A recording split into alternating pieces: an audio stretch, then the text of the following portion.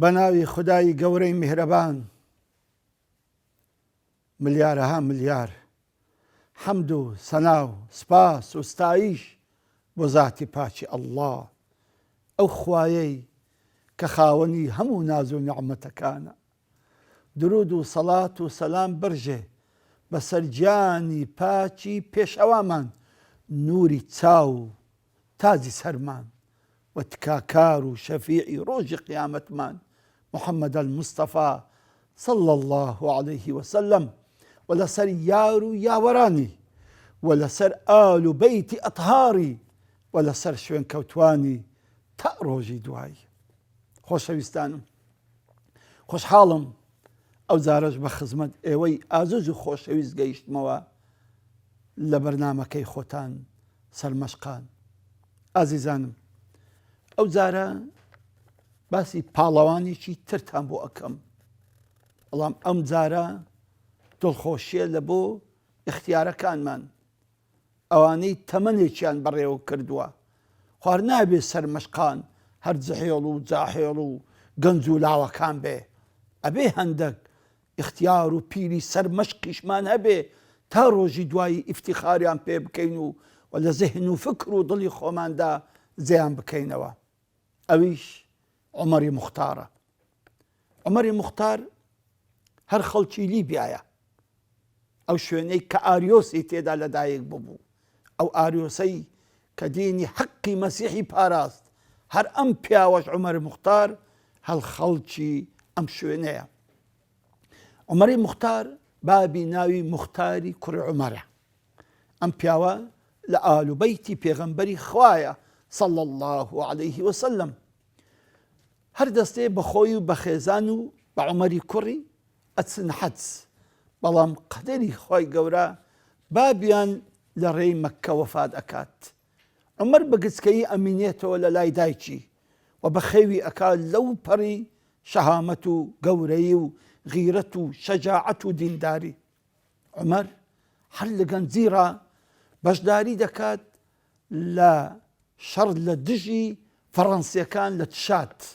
کاتێک کە فەڕەنسیەکان دێن تشات داگیر دەکەن، بەڕاستی عومەر خۆی پێڕا ناگیرێ و ئەو پەڕی لە قیممەی جەحێڵی و جوانی و ڕێک و پێچی ئەبێ ئەچێت تشات.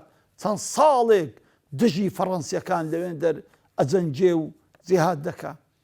پاشان عومەر دێتەوە و ئەچێ دەست بە داعوە ئەکا لە ئەفریقیا، خەڵکی بۆ دینی حەق، بۆ دینی محەممەد المستەفا صلى الله عليه وسلم بانگ ئەکا.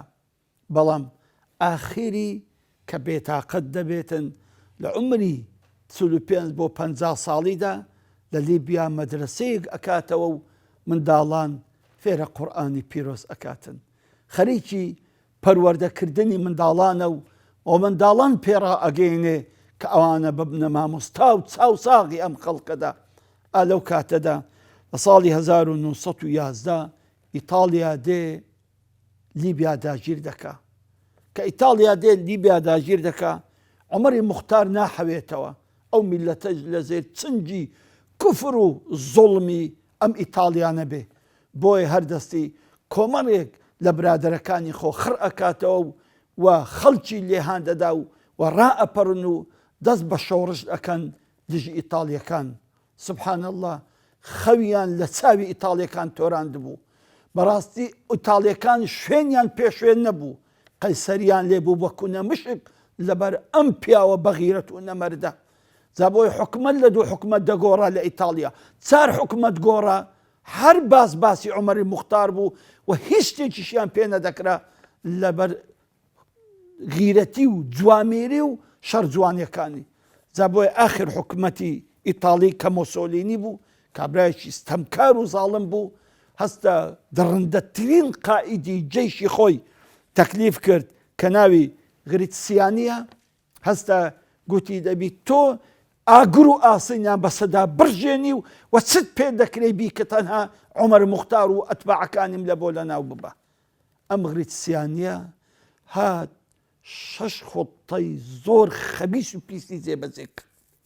6 خوتەی زۆر خەبیس و نەگریس و زاڵمانەی جێبەجێ کرد. یەک هاد لە بینی میسر و لیبیا تێڵدڕی لێدا بە حدودی ئەو هەموو کیلۆمەترە لە بینی میسر و لە بینی لیبیا کە حدودیان لەسەر یەکە هەر هەموو تێڵدڕی دانا بەوەی هیچ ئیمداداتێک و یارمەتیەک لە مسلمانانی مجاهیدانی میسر لە بۆ لیبیا نەڕوە. ئەوە یەک. دوو، هەستە گەورەترین مەعسکەری گرتوخانەی دانا کە خەڵکی نیوەی خەڵکی لیبیای لێ خڕ کردەوە. ئەو مەعسکەرە بەخۆی جێی 10,000 کەسی دەبەوە. ئەو زاڵمە هەستا 80,000 لیبی لەناو ئەو مەعسکەرە خڕ کردەوە. تەبعاً بە مەڕ و ماڵات و عشترەوەش هەمووی خڕکردنەوە. تەبعاً لە ناویان زۆر کێشە پەیدا بوو و نەخۆشی پەیدا بوو. لەو 80,000 کەسەی سبحان الله 65,000یان مردن. 65,000یان بەس بە نەخۆشی کە لە ناویان پەیدا دەبوو مردن. تەنها 15,000 کەسیان ماوە. خوتەی خەبیسی سێم ئەوە بوو کە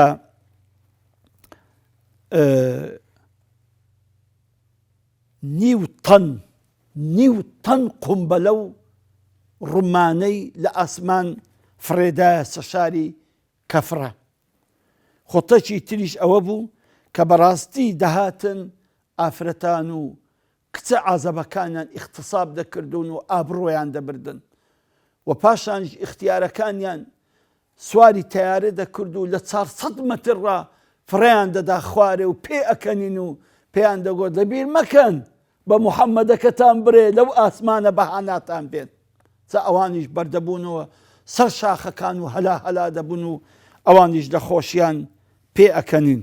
و لە هەمووی خراپتری دەخوتەکانیان ئەوە بوو منداڵە لیبیەکانیان ئەدزی ئەیان بردە فاتیکان لەوێن دەردینیان پێ بگۆڕن و بیان کەنە مەسیحی و پاشان بێن بە گژی ئەو میلەتەیان دابینەوە و دین و ئەخلاقی ئەم دین ئەو میلەتەش ئاوا بفەوتێنن.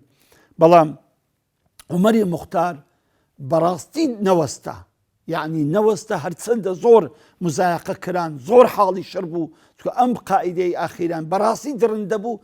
ئەوە بوو لە یەک لە هجوومەکاندا سبحان الله عومەری موختار بەربەوە لەسەر ئەسپەکەی و هەرچەندە حەوڵیدا بەڵام چونکە ئەسپەکەی بریندار ببوو هەستا گرتیان و بە ئەسیریان برد. جا ئەم غریسیانیە بۆ خۆی کتێبێکی هەیە ناوی بیرقەت المهدات. لەوێن دەر باسی ئەوەی دەکە کاتێک کە عومەر موختاری لۆ ئەی نەژۆرێ بە کەلەپچەوە دەفەرمی کاتێک کە هینیان نەژۆرێ بەڕاستی دەستەکانم ئەلەرزین لێوم ئەلەرزی لەبەر هەیبەت و شکۆی ئەو پیاوەدا. پیاوێکی ئەوە ئاسایی نەبوو، زۆر بە هەیبەت و بە شکۆ و بە قابلیەت بوو. منیش بەرامبەری ڕاوەستام و چەند پرسیارێکم لێ کرد و گوتم ئەوە بۆچی شەڕ ئەکەن لە پێناوی چدا؟ ئێمە لە پێناوی خوا و لە پێناوی نیشتیمانی خۆمان شەڕ ئەەکەین. باشە چیتان لە ئێمە ئەوێ؟ دەرچوونی ئێوە لە وڵاتەکەمان هیچی ترمان ناوێ، بڕۆن بەس لە کۆڵمان بەوە هیچی ترمان ناوێ. باشە چەند مدەت پێویستە بۆ ئەوەی بە ئەتباعەکانی خۆت برێ چەکدانین؟ ئێمە لا نەستەسلیم، ئێمە قەت تەسلیم نامین، نەموت ئەو نەنتەسیر. یان ئەوە تەدەمرین لە پێناوی ئەم قەزیەدا یان ئەوە تا سەر دەکەوین. جا ئەم قائیدە دەڵێ ئەو غریستیانی دەڵێ بەڕاستی هیچم پێ نەما لەبەر هەیبەت و شکۆ و ئەو قسانێک کە کردی ناچار هەستا بەڕێم کردو تم با محکەمەی عەسکەری حکمی بکە. ئەویش ئەوە بوو بەڕاستی ئەو نامەردانە لە عمری 75 ساڵیدا لە ساڵی 1931 سبحان الله حکمی ئیعدامیان لە بۆ ئەم پیاوە و ئەو پاڵەوانە و ئەو شێرە دەرکرد و ئیعدامیان کرد. جا بەڕاستی ئەم لیبیە، ئەم پیاوە، ئەم شێرە پیاوە و ئەم سەرمەشقەی ئێمە لایەزال خەڵک باسی دەکەن کە هیچێکە بەڕاستی لە سەرمەشقانی ئێمە لە مەردی لە لێبڕان لە خزمەتکردنی ئەو دینەدا هەتا توانی لە تشات خزمەتی دینی کرد و دیفاعی لە دین کرد. پاشان دەستی بە داعوە کرد لە ئەفریقیا، پاشان هات دەستی بە دەرس گۆتنەوەی منداڵان کرد و دەرسی بە منداڵان دەگوت. پاشیان کە واجب بوو لەسەری کەوە ڕاستی وڵات و خاک و میلەتی خۆی نەجات بەدا لە دەستی زوڵم و ستەمیلی بێکان هەستا بەو اختیارەوە بێ بێتاقەتەی 22 ساڵان جیهادی لەگەر بەریتانیەکان کرد شەو و ڕۆژ نەوەستا حتا ڕوحی پاشی تەسلیمی خوای کرد و بەسەر بەرزیدا جا بەڕاستی ئەوانە دەبێت تاریخ هیچ کاتێک ئەوانە لە بیر نەکاو و مسلمانانیش قەت ئەم شێرە پیاوانە لە بیر نەکەن چکە بەڕاستی ئەوانە ڕەمزی بتوڵەت و گەورەی و غیرەتی ئەو ئۆمەتەینە ئێمە ئەو تاریخی ئێمە پڕیەتی لە پیاوی ئەوها پڕیەتی لە مردی ئەوها پڕیەتی لە شۆرش لە شێرە پیاوانی ئەوها کە هەموو کات ئامادە بوونە ڕۆح و گیانی خۆیان لە پێناوی ئەم دینەدا و لە پێناوی ئەم حەقیقەتانەدا بەڕاستیدا بنن هەزار ڕەحمەتی خوا لێبی عومەری موختار لەگە باقی ئەوانەی کە لەگەڵت بوون کە جیهادتان کرد و وەخۆتان کردە قوربانی ئەم دینەدا وصلی الله على محمد وعلى آل محمد